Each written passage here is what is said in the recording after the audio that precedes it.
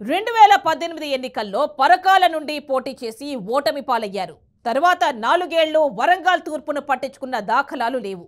కేవలం ఎన్నికల ముందు మాత్రమే తూతూ మంత్రంగా హడావిడి చేశారు. అప్పటి వరకు ఎక్కడి నుండి పోటీ చేస్తారనేది కూడా తెలియని పరిస్థితి. తారాజువుల్లా దూసుకొచ్చి విజయం సాధించారు. ఆపై మంత్రి అయ్యారు. తరచూ వివాదాల్లో నిలిచారు. ఇంతకీ ఎవరా మంత్రి? Let's watch the story.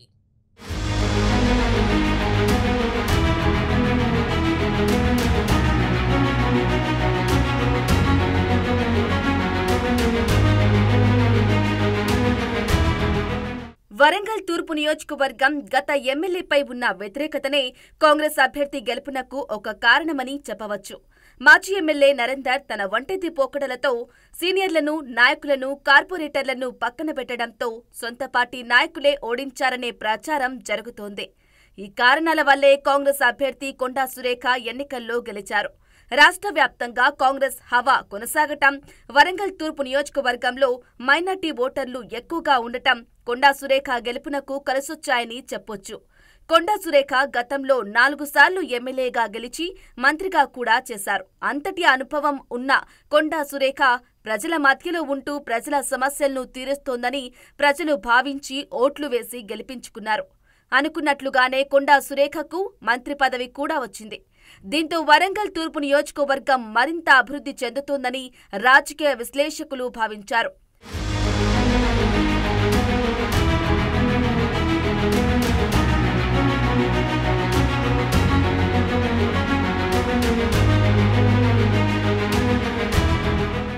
Warangal జిల్లాగా ఏర్పడినప్పటికీ వరంగల్కు సంబంధించిన ప్రభుత్వ కార్యాలయాలు ఏ ఒక్కటి కూడా జిల్లాల్లో లేవు.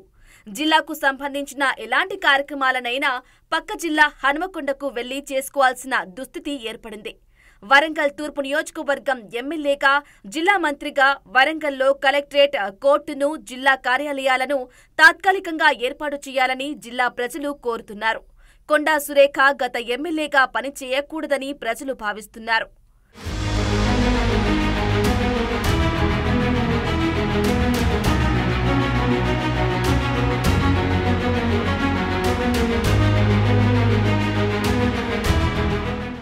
అయితే ఇక్కడి వరకు అంతా బాగుంది. కానీ మంత్రి అయ్యాక మంత్రి కొండా సురేఖ తరచూ ఏదో ఒక వివాదంలో కూరుకుపోయారు.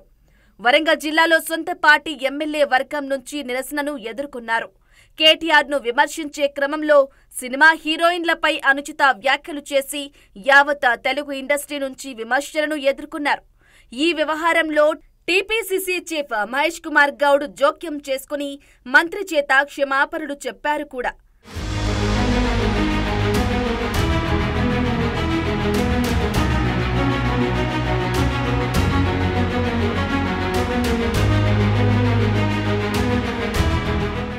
సినీ హీరో నాగచైతన్య, సమంత విడాకులకు మాజీ మంత్రి, బీఆర్ఎస్ కార్యనిర్వాహక అధ్యక్షుడు కేటీఆరే 100% కారణమంటూ మంత్రి కొండా సురేఖ సంచలన వ్యాఖ్యలు చేశారు. కేటీఆర్తో పడలేక 2-3 హీరోయిన్లు పెళ్లి చేసుకునేవారన్నారు. అధికారంలో ఉన్నప్పుడు కేటీఆర్ కొంతమంది హీరోయిన్ల ఫోన్లను ట్యాప్ చేయించారని, వారి మాటలను రికార్డు చేసి బెదిరించారని ఆరోపించారు. తాను డ్రగ్స్ వాడటమే కాక వారికి కూడా అలవాటు చేశారని అన్నారు. మంత్రిగా ఉన్నప్పుడు ఎంతో మంది సినీ యాక్టర్ల జీవితాలతో ఆడుకుని వారిని డ్రగ్స్ కేసులో ఇరికించిన కేటీఆర్ తాను మాత్రం తప్పుకొన్నాడని ఆగ్రహం వ్యక్తం చేశారు.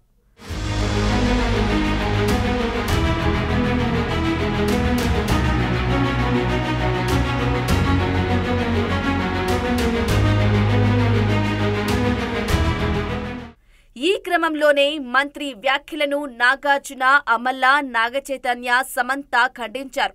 అమల తీవ్రమైన పరుష పదజాలంతో సురేఖపై విరుచుకుపడ్డారు.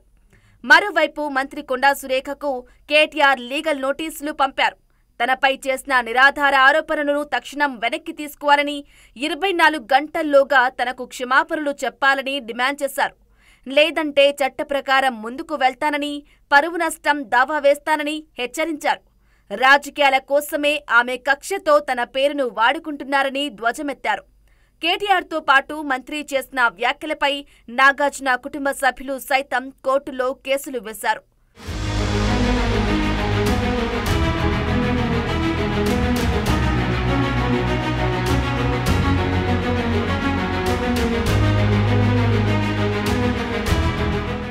ఆ వివాదం మరువక ముందే సొంత జిల్లాలో సొంత పార్టీ ఎమ్మెల్యే నుంచి నిరసనను ఎదుర్కొన్నారు. దసరా పండుగను పురస్కరించుకుని ధర్మారంలో మంత్రి కొండా సురేఖ వర్గీయులు ఏర్పాటు చేసిన ఫ్లెక్సీలో ఎమ్మెల్యే రేవూరి ఫోటో లేకపోవడం వివాదాలకు తెరలేపింది. దీంతో రేవూరి వర్గీయులు నిరసన తెలిపారు. ఈ క్రమంలో ఫ్లెక్సీని ధ్వంసం చేశారని, రేవూరి వర్గీయులపై కొండా అనుచరులు దాడి జరిపారంటూ పోలీసులకు ఫిర్యాదు చేశారు. దీంతో గీసుకొండ పోలీసులు కొండా వర్గానికి చెందిన ముగ్గురిని అదుపులోకి తీసుకున్నారు. గీసుకొండ పోలీస్ స్టేషన్కు వెళ్లిన మంత్రి సురేఖ సిఐ సీటులో కూర్చుని కార్యకర్తలను ఎందుకు అరెస్టు చేశారంటూ జులుం ప్రదర్శించారు. అరెస్టు చేసిన వారిని విడుదల చేయాలని డిమాండ్ చేశారు. కొద్ది రోజులు ఈ వివాదం కొండా సురేఖకు సతమతం చేసింది.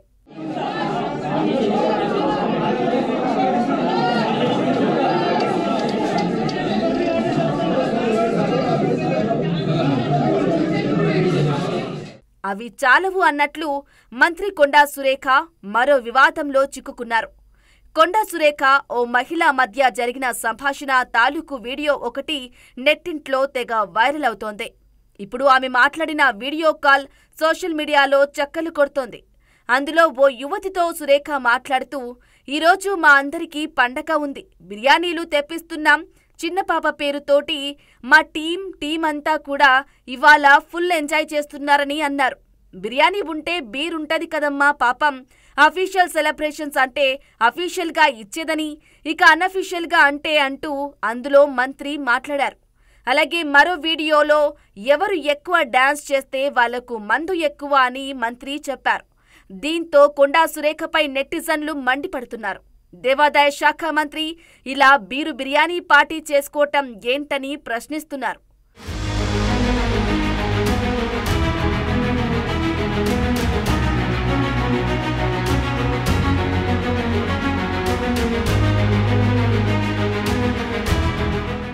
ఇలా ఒక వివాదం తరువాత ఒక వివాదంలో ఇరుక్కుపోతున్న మంత్రి కొండా సురేఖ ఇప్పటికైనా ఎమ్మెల్యేగా నియోజకవర్గంపై మంత్రి ఆయా శాఖతో పాటు జిల్లా అభివృద్ధిపై దృష్టి సారించాలని ప్రజలు కోరుతున్నారు.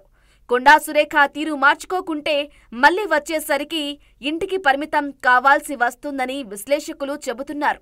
ఇప్పటికైనా చూడాలి, మంత్రి కొండా సురేఖ వ్యవహార శైలి మార్చుకుని ప్రజాసేవకే అంకితం అవుతారో లేదో చూడాలి.